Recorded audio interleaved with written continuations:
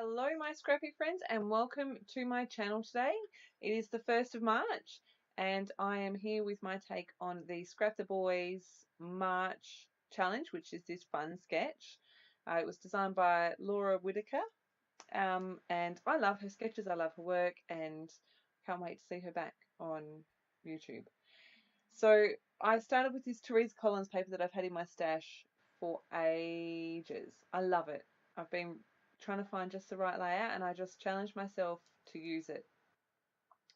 I always thought that I would use it up the other way with the stars falling, like with lots at the top and a few at the bottom, but I decided to turn it this way and I'm really happy with how this page came out. That star I have cut from a paper.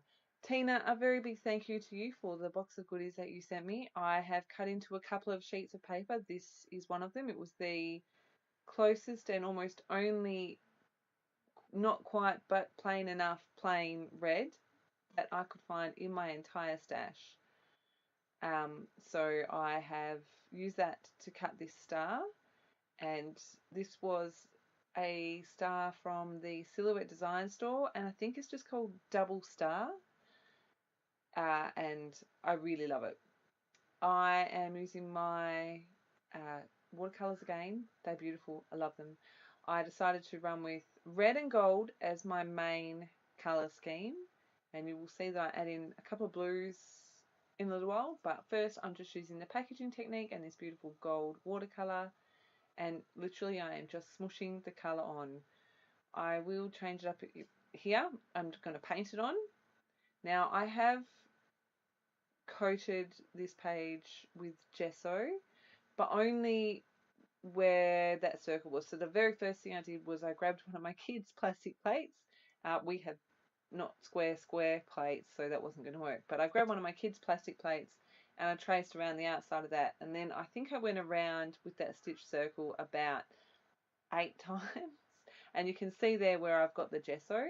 So I have basically only put it where I know I'm going to be adding the watercolor, because I love this paper and I didn't want to cover it all up.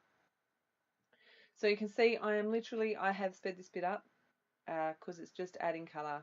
I use my paintbrush, I use packaging, I add a bit of water. I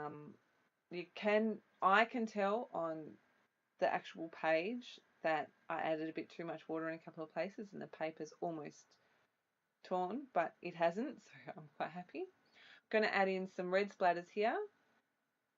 Now I don't add too many of these because I don't want it to look like blood. I think that I've got just the right amount. I'm quite happy with it.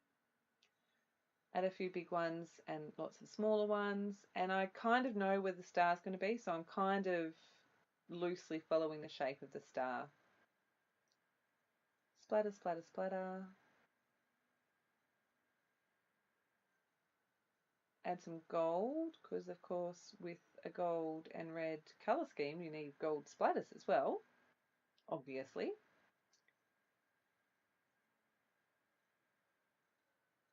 So for lots of these splatters I had to add extra water to the paintbrush. These watercolours are really thick. They are so beautiful to work with, so I love them. These are the same watercolours that I used for the February challenge as well. Cleaning off my brush. I'm going to soak up some of that water because some of those splatters were very liquidy. I didn't want to do too much with these red ones because I didn't want it to go like to a lighter pink colour, so I'm really careful with those. I decided here to add in some darker contrast. I almost went with black and then I decided to go with navy blue. It's quite hard to tell here, but they are navy blue, and I ended up doing lots of little splatters with this. And then I decide to kind of lighten it up and emphasize the navy. I would go in with this really light, it's kind of like almost an icy blue, I would say, but I love how that background comes out. I'm using this chipboard that I recently purchased. It is a Dusty Attic chipboard. I cannot remember the name of it, but it says Sweet Memories. So that matched the exact colours I'm using on my page. I used my watercolours again. I've pulled some scraps of paper from my scrap paper box. that navy wasn't quite the right colour, so I found another piece. And you see here that I will trim my photos down, and then I don't actually end up backing my photos with anything except some tissue paper. But that's okay. So I've got my tissue paper. So the photos that I'm scrapbooking are of my children. They were taken on Christmas Eve. They're so funny. These were taken on Christmas Eve, obviously in front of our Christmas tree. They get new pajamas every year from Pixie, our scout elf. I think I've told you this before, and I do apologise if I have. And I wanted to get a photo of them in their new pajamas in front of the tree, and they couldn't help it. I told them to stand closer to each other, and Hunter put his arms around Jacob, and then they were in this big hug, and it was just really cute. So that's what I'm scrapping today. I wanted to add a bit of something behind my layers here, and I pulled out this gold doily, but it was like really like bling bling. Wow, that's gold. So a friend of mine, thank you, Yvette, suggested to tone it down a bit, and I went, hey, I can use white gesso. So I've just smeared that on. It's not an even coat, and it's not on the whole doily, but it was just what it needed. So I'm going to tuck that photo in behind, in front of the star like that. And what I'm going to do is build my cluster off the page. Just make sure that I'm happy with where all my photos and stuff are going.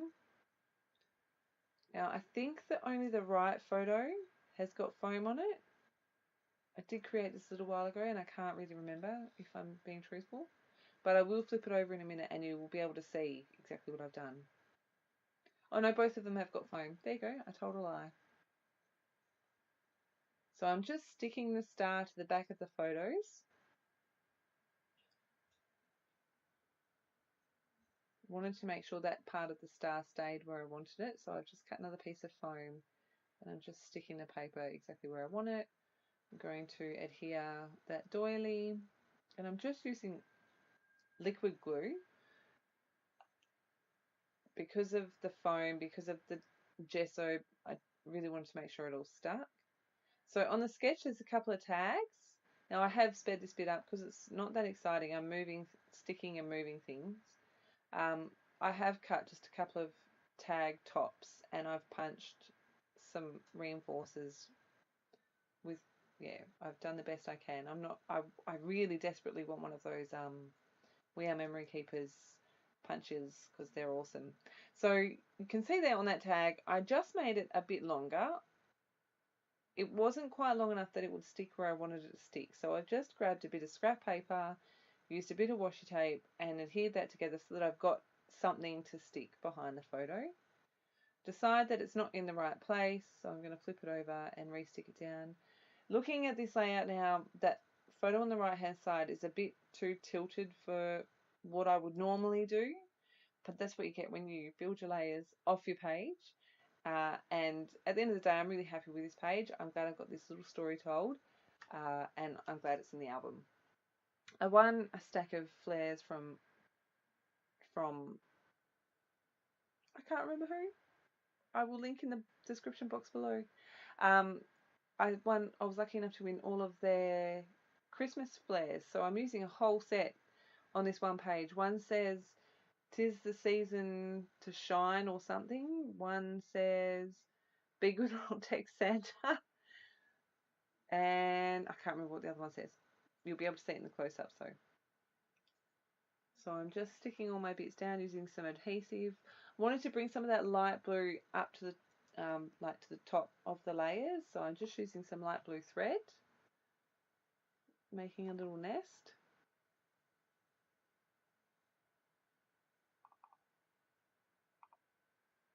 I'm just adhering all my bits down using a combination of foam and flat sticking, because that makes perfect sense. Sorry.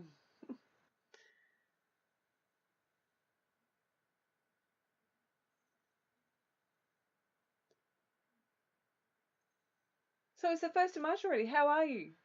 How's life? Are we good? Is life as crazy for you as it is for me? I've been non-stop. Nothing unusual there though. That's okay.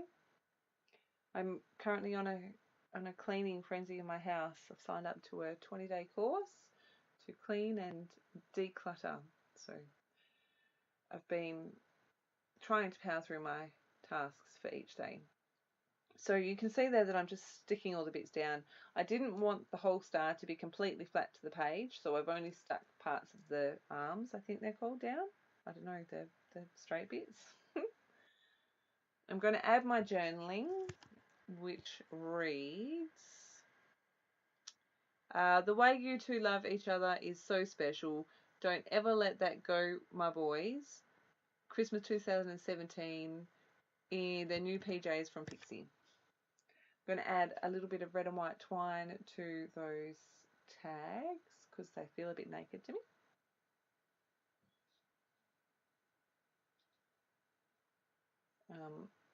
For anyone that is particular about how your twine goes in, I always thread it so the loop goes through the hole first because that's how I like it.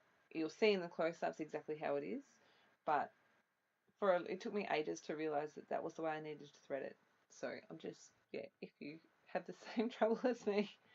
Now on the sketch there is that not straight diagonal strip.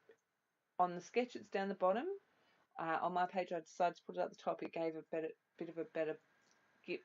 of a better balance. And again, I'm just using that same red paper. Going to trim down the excess. Man, I wish I could cut this fast in real life. This is 4 times, but that would be so nice. And I'm just going to take that to my sewing machine. Here's some close-ups of that stitching. I used the gold thread again, same as what I used in the background. Some close-ups of my page. I'm really happy with how this one turned out. Really happy to have this little story in the album. I'm just showing you my journaling there. They are so cute together. You have got until the end of the month to join in with the fun over at Scrap the Boys. Make sure you head over and link up to the blog. As always, thank you ever so much for stopping by. If you have any questions or would like to leave any comments or anything, please leave them in the box below. I'll try to remember to link everything. Otherwise, have a fantastic, wonderful, scrappy day, and I shall see you again very soon. See ya!